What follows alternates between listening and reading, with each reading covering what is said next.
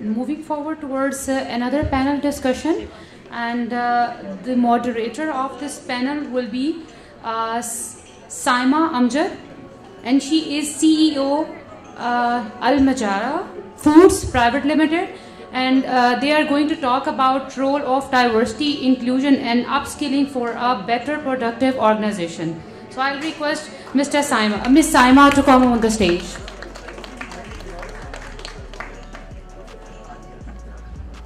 Thank you so very much, Ghulam Mustafa Saab and everybody, and she just erroneously said Mr. So I always say about myself that कि इतने मर्दों वाले काम किए हैं कि मर्दाना जो है जाहु जलाल आ गया, so I don't mind it if you said Mr. So thank you so very much. Just before I'll call upon my wonderful panels, it's such a learning experience, and we've been hearing a lot about human resource management, human capital resource management, which is the biggest capital here in Pakistan which we have. And apart from, irrespective of our roles and responsibilities, whether we are from corporate sector or running our own businesses, we have to deal and manage human resource capital one way or the other. As talking about myself, I've been into corporate sector for like 15 years. I've been a banker all my life, and from Citibank to Allied Bank to last year I just left my job as a VP in Askari Bank, and I started off with my own entrepreneurial journey, and I'm still looking for that person who said that apna kaam apna hi hota hai, because it's not like that the way it is glamorized. It is really hard task to deal with daily. You have to, you are not your own boss. That's what I've always heard. Once we'll talk about, I'll be inviting the HR gurus and HR professionals and HR consultants will be putting more light on the subject. But what I have felt throughout my journey is that you are not a manager, you are not a supervisor, or whatever role and designation you are given. You need to act as a problem-solving agents, and that is basically, the role of any corporate sector enterprise or entity. So yes, nowadays, as we have seen that COVID has erupted businesses and economies globally, human resource has been at the heart of it. Obviously, now the human resource professionals will need to equip themselves with the whole new set of skills, whether it is strategic workforce management, design thinking, digital HR, or stakeholder management, in fact. So yes, we'll be talking a lot more about this. So basically, the topic of this panel discussion is diversity, inclusion, ethics, and upskilling. And I'm just not keep you away from our lovely galaxy of panelists which we have today with us. So first of all, I would like to invite Mr. Ahmad Rafiq. He's a Corporate Director, Employee Relations, Hashu Group. Ladies and gentlemen, yes, I know you're all tired, but you won't get the lunch if until and unless you'll just give a huge round of applause to all of my panelists. So ladies and gentlemen, I would like to invite Mr. Ahmad Rafiq. Please join us on stage. Then I would like to request Mr. Asad Malik, ACCA, Head of North DB, to please join us here on the stage. Then I would like to call Colonel Farooq Malik. He's an HR consultant. Sir, please join us on the stage. Thank you so very much for joining us today. Then moving on to our next panelist, I would like to invite Saman Fatma Abbas. She's a trainer and consultant. Thank you so very much, Saman. Then we have Mr. Mehtab Hamid. He's a corporate trainer, Shaping Future. Mr. Mehtab Hamid. Yes, he's there.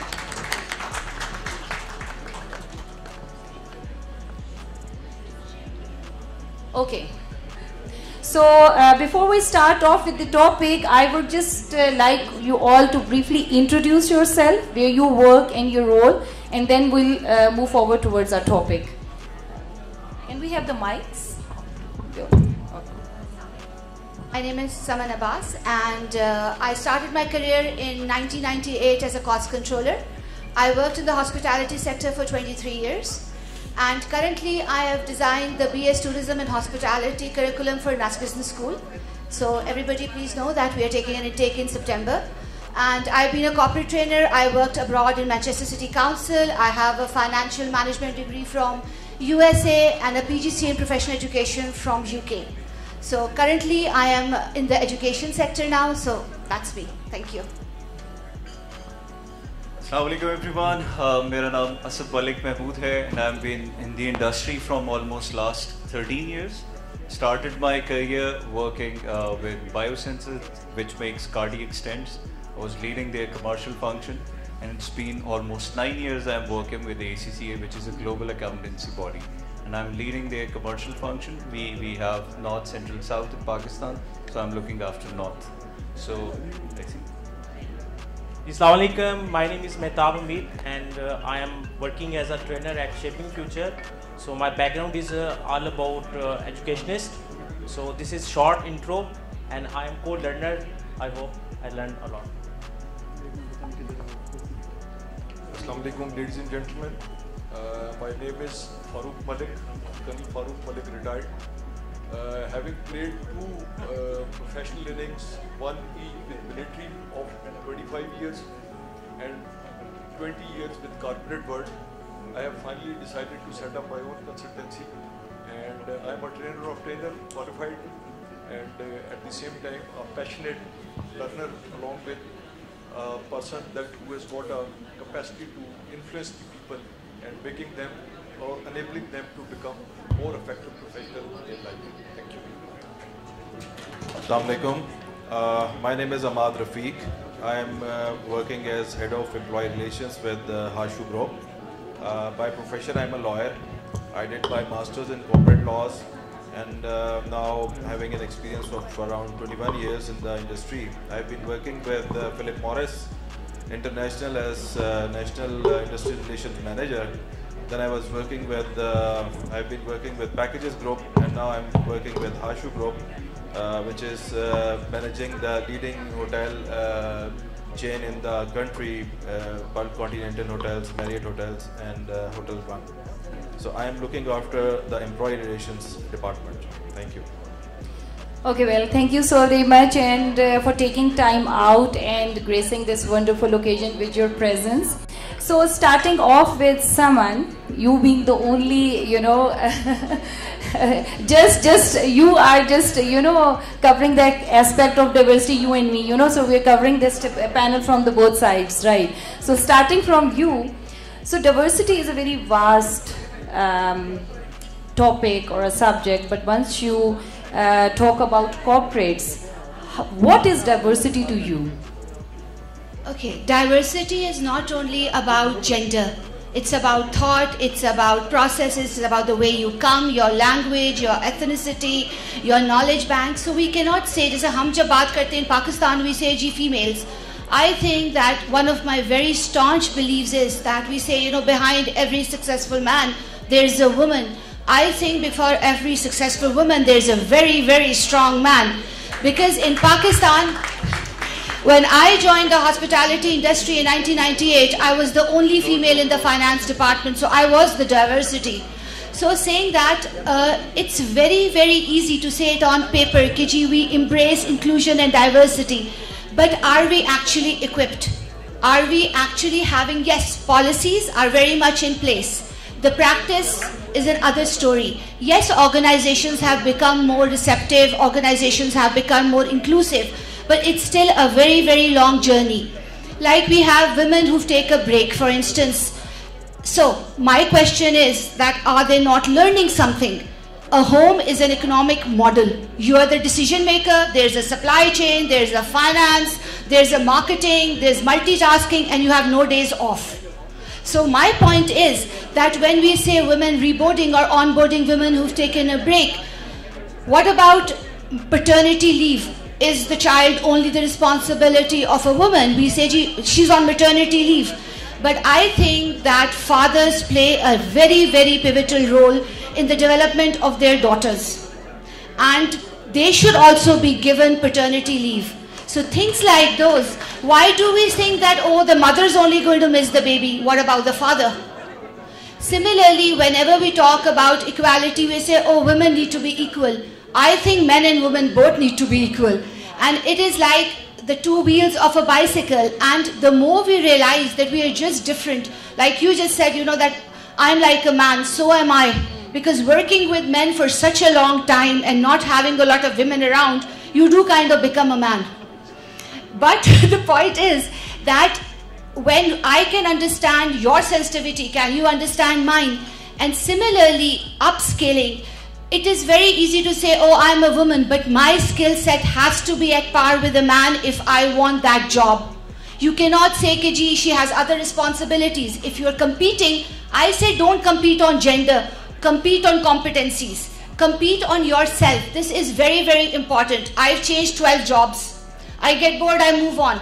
Why? Because I upscale. I believe that it's very, very important to continuously keep improving yourself. Upscaling is your own responsibility. If you are going to upscale and give something back to the organization will invest in you.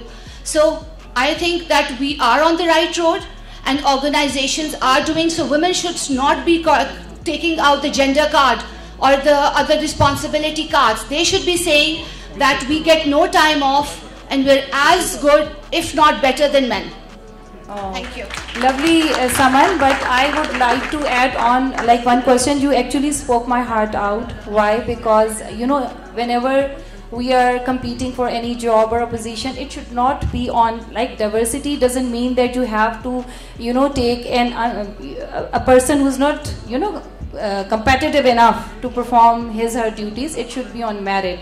But coming back to your point that what about those females who take a career break due to any domestic issue or, you know, motherhood or getting married, are the corporates receptive enough to take them back? Firstly, as in Pakistan still the domestic chores or the household work is, you know, woman's baby. But in West we can see that it is considered to be the third job, and the both men and women, as they all are working there, they have to contribute into that equally. So are the corporates have that mechanism or strategy available to get that workforce? Because once we talk about female, we're not talking about not only females, marginalized segment, we're talking about 51%. So can we make use of, do we have policies to make use of that skilled women workforce sitting at home who have taken career breaks? The thing is that a lot of corporations are doing that, plus the concept of job share and having childcare on the premises is also becoming very, very dominant in most of the organizations. Because this was one of the factors. If the child is growing, you work 9 to 5. So after school, where will the children grow? So corporations are incorporating this thing into mind. And also another option is, where in Manchester, where I work, this was a very, very doable thing and would be very applicable in Pakistan as well. You could have a job share. One person job shared by two people. In that, what was the outcome of that thing? Yes, you have efficiency and everything, but the best thing is that absenteeism goes down. You do not have people not showing up for work because you do have that option of swapping your days with your counterpart. This really works very well because I worked for 4 years in Manchester City Council and it really works very well, especially for people who are doing, it's not about gender. You might be doing another job, you might be studying, you might want to do another venture, something, anything of that sort, consultancy work. So if you job share, it really comes out to be a winner for both the individual and the organization who offers the job share option. Very well said, thank you. So moving on to Asad, to you. Okay, once we talk about diversity, like different, you know, aspects of it, it's not about gender, it's not about, you know, and now our society is so politically polarized that we have a diversity in religious views and political views also. So why do you think that diversity and second step inclusion is relevant to corporate sector? I would like to start with we'll take you a bit back when Iqbal said कि सितारों से आगे जहाँ और भी हैं अभी इश्क़ दे और भी. So he was trying to say कि सितारों से आगे भी, so there is inclusion. So when we come to the world, जब हम दुनिया की बात करते हैं, तो दुनिया में भी हम जितनी inclusive approach के साथ जाते हैं. For example, take an example of your homes. For example, if you want to make a better home, you will not only be investing on your kitchen. You would like कि आपका जो living area है, या जो आपका TV lounge है, जहाँ आपके guests बैठते हैं, आपका अपना room, all together एक holistic approach के साथ जाते हैं. So you try to take maximum inclusive approach. So when it comes to the organizations, so they try to come up with the mindset where they try to open for all, opportunities for all, removing artificial barriers, जैसे मैं mention कर रही थी कि हम बहुत सी चीज़ों को on the face लेते हैं. So I think organizations को भी they have to be just like the smartphones we have in our pocket. They are adapting very quickly. So for example, if I have iPhone 9, so in 6 months time there is 10. So they are becoming more and more inclusive. So maybe there was a time when there was no Facebook within your cell phone. So it's now there. So the complete world is with you in your pocket, right? So that is how the organizations need to think as well.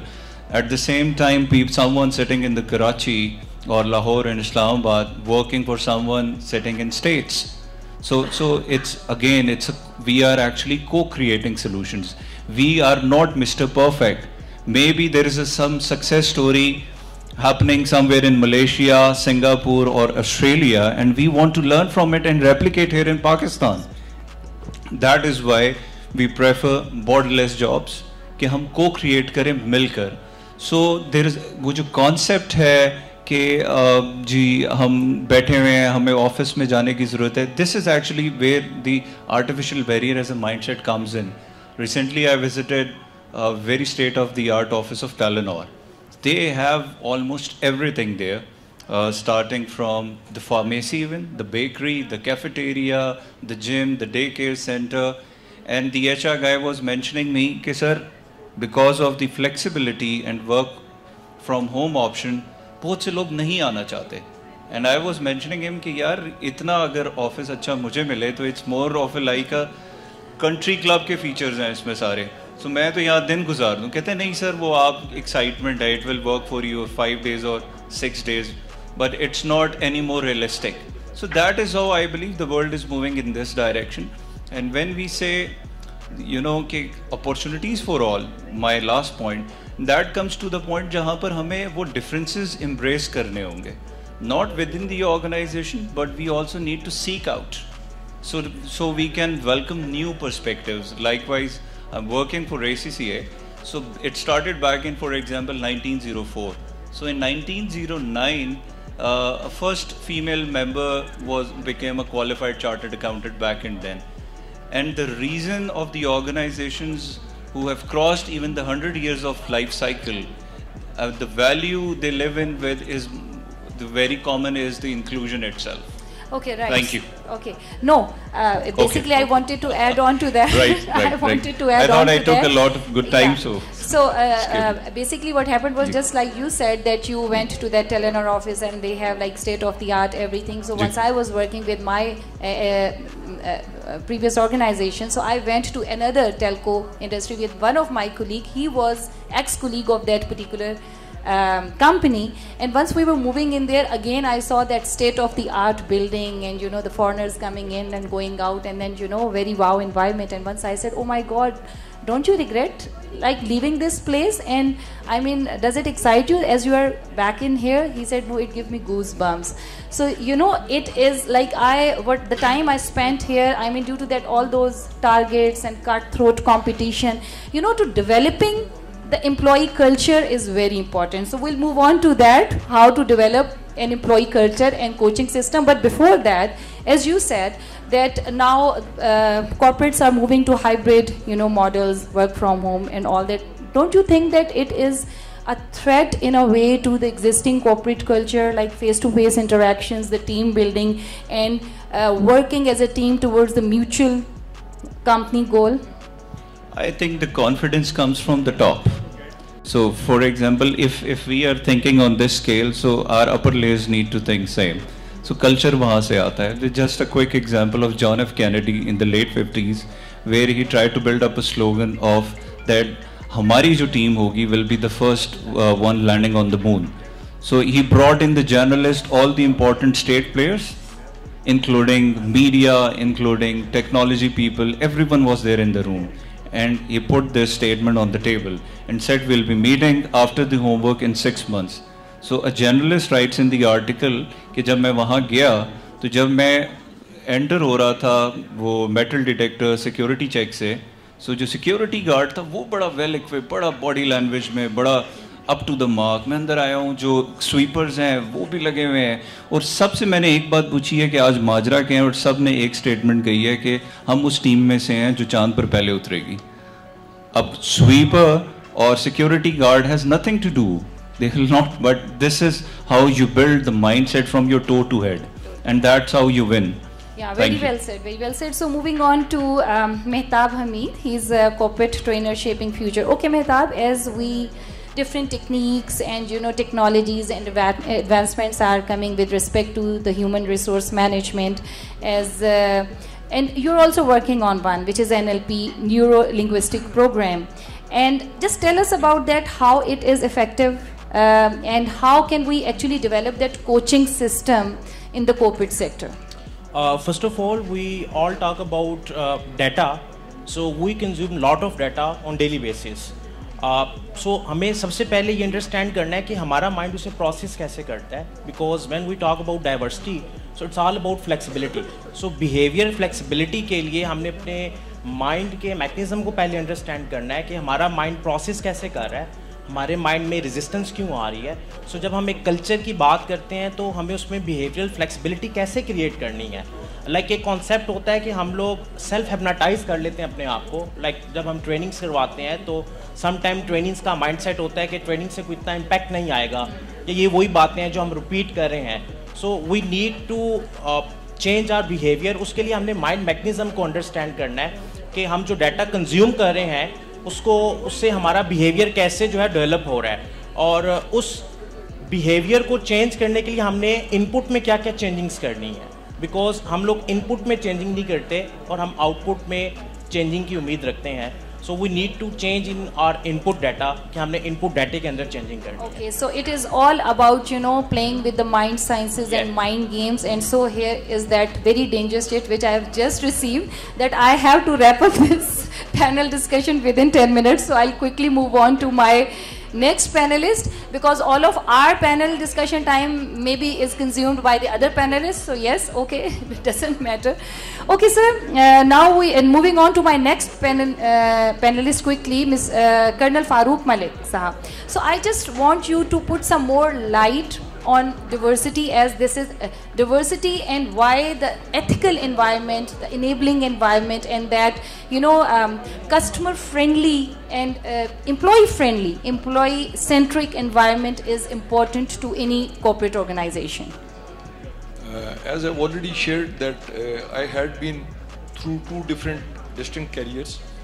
While I was switching over from one to another during my academic pursuit, I came across this word diversity, and with due respect to those teachers of mine who were during my master's classes or certification, they couldn't really satisfy me on this aspect of ethnic diversity and gender diversity and all that, till the time I got an opportunity where I saw how does it look like, and there is a special skill needed to manage the diversity. I'll just quote you one odd example in front of you, that while we were in Uganda, we were starting up with an operation, and we thought of giving an exposure to the Ugandans to be sent to Pakistan so that they can see that how our telecom operation works. Once we gave them that this is the deadline, you will be coming down, get ready for going to Pakistan, all of them, they just came in front of my room and they said, Mr. Farooq, we simply cannot go. We have checked up, the temperature is this much, it was winters, and we are not used to that, so better get us first winter clothing, then we'll be able to go. So this was one thing which we never took into our consideration while giving them this type of instruction. Same way, I moved to another country which was a French-speaking country, and I came across a situation where I asked my Ivorian team that where is so-and-so person, and I named him as per my you know, typical British English, that Jean-Claude Michel. And they said, sir, there is no person with this name in our company. What are you talking about? I said, but I myself signed his travel documents. How can you say that? And then they said, you are talking about Jean-Claude Michel. You know, that is another thing, that whenever, one more thing which was on one side gave us a lot of mileage, but it blocked our learning of the local diversities. What I did, that I advertised one side of the newspaper in English and one in French for our operations in Ivory Coast, Abidjan. As a result, a sizable bilingual Ivorian who were either sitting in Canada or America, they got attracted and they came on board with us. We got an excellent team, bilinguals, professional, everything. But you know, the hindsight was that my learning of French and our team learning of French simply got blocked. The moment we used to start with very, very difficult, lot of difficulty, SKU, they used to say, Mr. Farooq, let's talk in English. That would be better for you, that would be better for us. So, what I'm trying to say is that till the time you don't read the diversity in terms of their ethnic background. In another example, we came across, there was one girl who was Muslim and she came relatively differently dressed up in the office. And she was told by one Christian manager that you better go home and change. And that girl came to me, you know, she's targeting me because I am Muslim. So, you know, we have to be very careful, no overreaction, no sort of this type of reaction, that you got to understand the complete dynamics and only then you can sort of respond to that. As regards upskilling, you know, in my military days, let me take the liberty, I am an example of upskilling. In military term, we call it remustration, you know, trade from one trade to another. I got commissioned in infantry, and after, say, early few years, I realized probably I'm not cut to this arm. So I volunteered for aviation. So having gone through a complete process, which was aptitude testing, going through the psychotrist and all that, then 5 hours aptitude flying, I was found that I think I can make it. And then so on and so forth. I flew for about over 20 years. So this was my introduction of upskilling during my military days. Then I got a lifetime opportunity once on return from Africa, I joined PTCL. And I was part of that team which managed, I think, one of the mega right sizing of Pakistan with improvement in operation. 65,000 public sector employees were brought down to 20,000. I was part of one of the phase of that operation. And during that operation, we undertook again upskilling as one of the tool with us. What we did, that we used to offer that this particular job, because of the technological change, is no more there. So you have a choice, either you opt for the golden shake hand, or we have got an upskilling program for you in accordance with your academic background, in accordance with your aptitude and all that. And it was up to the individual. And you know, interestingly, mostly people from rural background accepted that golden shake because readily available money, getting into some business. The people living in urban area, they were very hard to be managed, and then we have to use, with due respect, certain arm twisting strategies to make them come to the table and all that. Lastly, I'll just share, you know, while I have done about 10-15 years with the corporate world, I was persuaded my military colleagues that now you fall back to army and pay back to the organization. And in that pursuit, I went to Frontier Works organization. And there I introduced the gender diversity. The first woman in FWO was hired by me, and I take it as my professional pride. But what we did, that before introducing that, we made sure all the prerequisite, all the comfort for a woman must be arranged before we bring them on board. Because you know, it was a typical male, and that too Fauji male dominated environment, which was a little aggressive for the females to come and join in. And we managed it very well. And lastly, another very successful exercise I undertook in FWO was, one fine morning we decided that let's finish the culture of naib qasids. And by the way, in the headquarter we had almost 80 to 100 of them. और सब के पीछे 2 से 3 star की पर्चियां थी, because they were not normal people. So what I did, that I gathered them together and I said that I have got a plan for you.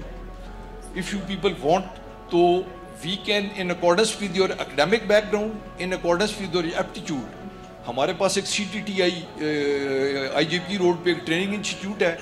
We'll get you trained and we'll give you minimum 1 to 2 grade upgradation in your management level or job level.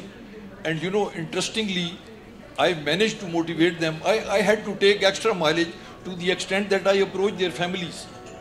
And I told their children, you want that your father should retire as a naib qasid or he should retire as a technician or as a supervisor? I said, then push him to opt for my program. We got it done very successfully, and till today we are managing it very well. So I believe that diversity is a tool in performance. Right, sir. Thank you so very much. In fact, thank you so very much. In fact, actually, we due to time constraint, I hate to interrupt such interesting discussions, but very brave of you to induct that first girl in that male-dominated setup, and that's how we changed the mindset, and that's how this, by this inclusion only, we can go towards that mindset change, and I also called it software update. Unless and until we take that very first step, we won't be able to do that. So moving on to Ahmad Rafiq. So we have discussed very generic areas and aspects of human resource management, but there is a very tricky part of that also, and that is like in government sectors and big organizations, still we might have heard the concept of unions and labor unions. So Ahmad has been dealing and working and managing that workforce. How challenging is to make that portion of workforce inclusive and productive for your company? So I'm sorry, you'll just have like 4 minutes to, you know, give us. I'll try to wrap up. Thank you. Thank you. Basically, when we are talking of diversity और upskilling की हम बात कर रहे हैं, तो बहुत सारी इंडस्ट्रीज में हमारा एक मेजर चंक जो है that belongs to this category, जिसकी अभी आपने बात की, and they are being represented by the workers unions, और they play a very important role in the productivity as well, जिसकी हम सारी बात कर रहे हैं अभी. और and I don't know if you have many of you have been through this experience कि इस कैटेगरी को न्यू स्किल्स के अंदर लेके आना, न्यू डेवलपमेंट्स के अंदर लेके आना is the most difficult work, because they don't understand normally. Once I was in when I was working with Philip Morris, हमारा टोबैको परचेज होता था वहाँ पे, और they were very strong unions. हमारे पास जब हम उस मशीन को ऑटोमेट करने गए, just sorry, 1 minute please. All those who are talking, kindly, we're just coming towards an end. Within 3 months, this very important discussion, we are going to wrap it up. Kindly be attentive. Thank you. You've been wonderful. You'll all go to Jannah, inshallah. So just be patient for some more time. Yes, please. So when we were trying to automate that machine, तो वो union आ गई और उन्होंने कहा कि जी आप तो, इसका मतलब है ऑटोमेशन हो रही है और आप लोगों को कम करने लगे. So उनको समझाना, that is another task. So I would strongly suggest all of the HR people कि ये जो एम्प्लॉय रिलेशंस का एक एस्पेक्ट है, जिसमें आपकी यूनियंस हैं, वर्कफोर्स को आपको नए स्किल्स के अंदर कैसे लेके आना है. If we give an example of my organisation, हमारे पास लॉन्ड्री का एक डिपार्टमेंट है, वहाँ पे एक नई मशीन आई है और आपकी स्किल्स जो हैं वो डेवलप नहीं है up to that task. So you have to keep your unions, you have to keep your workforce aligned with that. So apart from the managers, other employees, I think the major chunk जो आपकी productivity है, मैं factories की बात करूँ या मैं other बड़ी organizations की बात करूँ, तो ये एक aspect है. And I always suggest my teammates and the other HR people to go through this aspect of HR as well. और इसमें जो हमारी लेबर लॉज की इम्प्लीमेंटेशन है उसके ऊपर फोकस करने की बहुत ज़्यादा ज़रूरत है. It will help you a lot. Thank you. Thank you so very much. And in the end, I would also like to thank Ghulam Mustafa Sahab to giving us this opportunity, and to all of those who have actually helped us shaping this beautiful event so smoothly. So this is the end of this session. Thank you so very much.